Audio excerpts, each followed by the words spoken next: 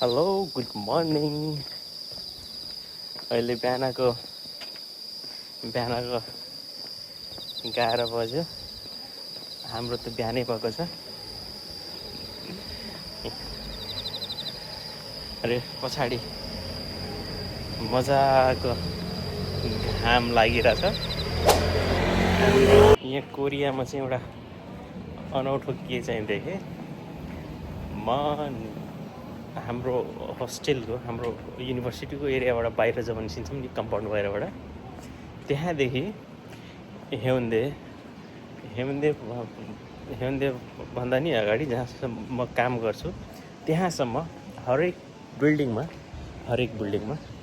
देख्न सक्नुहुन्छ, हरेक बिल्डिङमा तल पसलहरू हुने गर्छ र माथि चाहिँ बसोबास गर्छन्।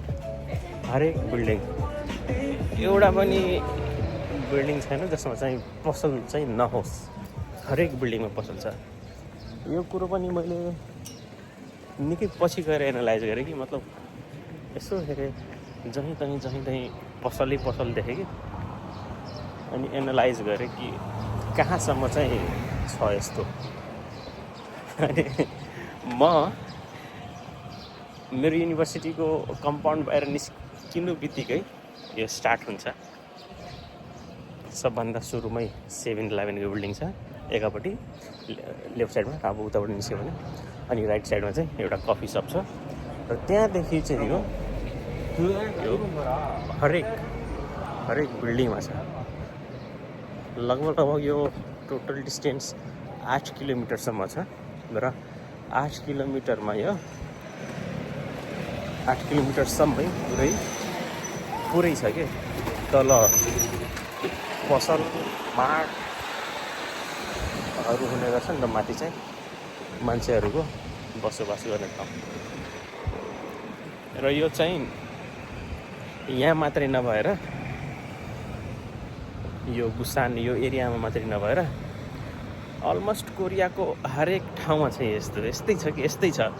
यो गाउँ त्यस्तो पनि एकदमै विकट गाउँ जस्तो त छैन। कोरियामा यस्तो पनि गाउँहरू छन् जुन चाहिँ अलिक हुन्छ नि, अलिक त्यहाँ किसानहरू मात्रै बस्ने त्यस्तो टाइपको। यहाँ त्यस्तो टाइपको पनि छैन। यहाँ चाहिँ मिक्स्ड मान्छेहरू बस्ने भएको हुनाले यहाँ चाहिँ यो यस्तो पसलहरू चाहिँ, बिजनेसहरू चाहिँ अलिक बढी नै मात्रामा देख्न सकिन्छ। तर एउटा ठाउँ चाहिँ यस्तो थियो जहाँ चाहिँ मैले यो देखाएको थिइनँ। त्यहाँ चाहिँ मान्छेहरू बस्ने, त्यहाँ चाहिँ मान्छेहरू बसोबास गर्ने आफ्नो घरहरू मात्रै थियो। त्यो चाहिँ ठाउँ चाहिँ मिर्याङमा थियो। त्यहाँ हामी चाहिँ म बेसिकली भनौँ म चाहिँ सुरुमा हुँदा काम नहुँदा चाहिँ त्यहाँ म जान्थेँ स्याउ टिप्न।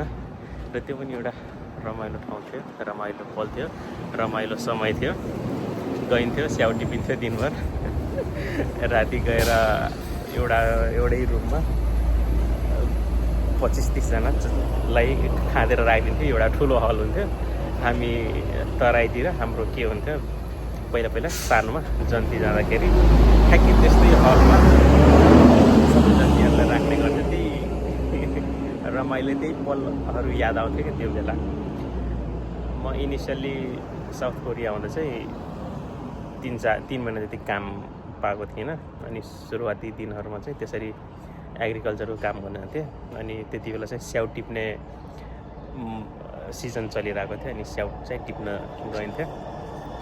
त्यो ठाउँमा चाहिँ त्यस्तो मैले देखिनँ। तर यहाँदेखि म यो बानसङदेखि म काम गर्ने ठाउँसम्म चाहिँ यस्तै दृश्य छ।